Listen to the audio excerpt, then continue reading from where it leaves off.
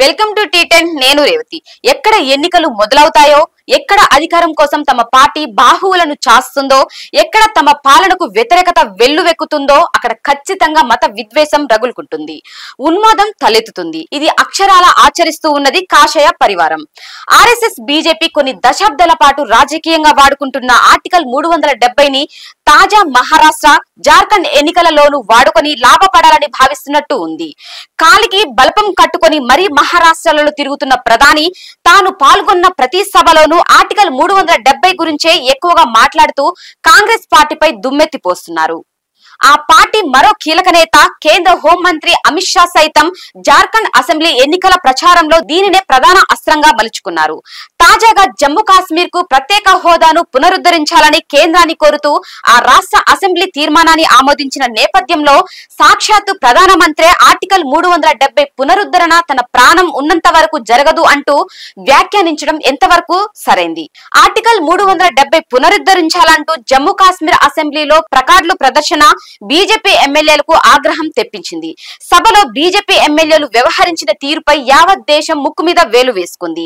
మీరు లాక్కున్న హక్కులను, అధికారాలను తిరిగి ఇవ్వండి అని కనీసం ప్లకార్డు ప్రదర్శిస్తే తప్పేంటి? ఆ హక్కు కూడా సభలోని సభ్యుడికి ఉండదా అన్న ప్రశ్నలు తలెత్తుతున్నాయి. స్వయంగా ప్రధానమంత్రే కాంగ్రెస్ రాజ్యాంగ విలువలను కాలరాస్తుందంటూ విమర్శలు ఎక్కుపెడుతూ ప్రజల చేత ఎన్నికైన ప్రభుత్వాన్ని అసలు తీర్మానం పెట్టడానికి కుదరదని, సభనే అడ్డుకోవడం చట్ట సభలను, ప్రజాస్వామ్యాన్ని ఖూనీ చేయడం కాదా? జమ్మూ కాశ్మీర్ కు ప్రత్యేక ప్రతిపత్తి కల్పిస్తూ రాజ్యాంగంలో 370 ఆర్టికల్ పొందుపరచబడింది. భారత యూనియన్ లో కాశ్మీర్ రాజ్యం విలీనానికి సంబంధించిన ఒకానొక చారిత్రక సందర్భంలో ఇది జరిగింది. పరస్పర అంగీకారంతో అక్కడి ప్రజలకు రాజ్యాంగబద్ధ గ్యారంటీ ఇవ్వబడింది. కేంద్రంలో రెండవసారి అధికారంలోకి రాగానే ఏకపక్షంగా 370 ఆర్టికల్ ను, అందుకనుగుణమైన 35ను తొలగించింది.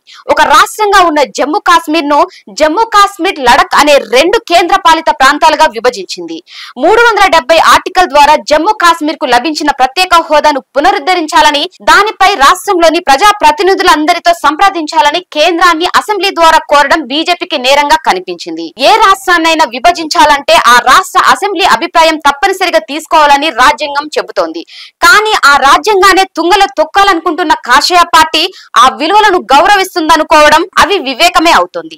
బహుశా ఆర్టికల్ 370 మూసిన చరిత్ర అని మోడీ షాలు ప్రకటించుకున్నందువల్ల కాబోలు దాన్ని ఊసెత్తడమే దేశ ద్రోహమన్న స్థాయిలో బీజేపీ దాడులకు తెగబడుతుంది. 370 ఆర్టికల్ రద్దు చేశాక నెలల పర్యంతం భద్రతా బలగాల పహారాలో విపక్ష నేతల ఆక్రమ నిర్బంధాలతో పౌర హక్కుల హసనం సాగింది. పత్రికా స్వేచ్ఛ మృగమైంది.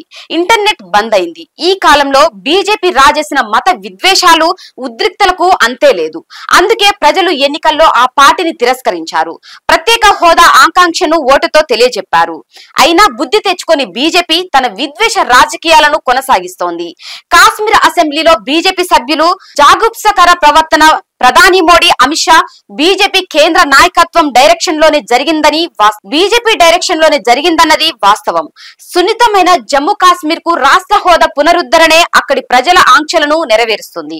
రాజ్యాంగంపై వారికి నమ్మకం కలిగిస్తుంది. ఈ దేశ పౌరులమన్న విశ్వాసం పెంపొందిస్తుంది. రాజకీయ పార్టీలు అందరితో విస్తృత సంప్రదింపులతోనే జమ్మూ కాశ్మీర్ లో శాంతి సామరస్యాలు నెలకొల్పబడతాయి. ఎన్నికల్లో ప్రజలు గుణపాఠం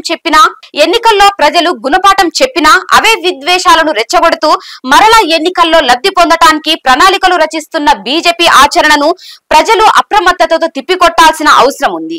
లేదంటే దేశంలో విస్తరిస్తున్న వారి వ్యూహాలు, విద్వేష జ్వాలాలతో జాతి సమైక్యతకు ప్రమాదం పొంచి ఉంది.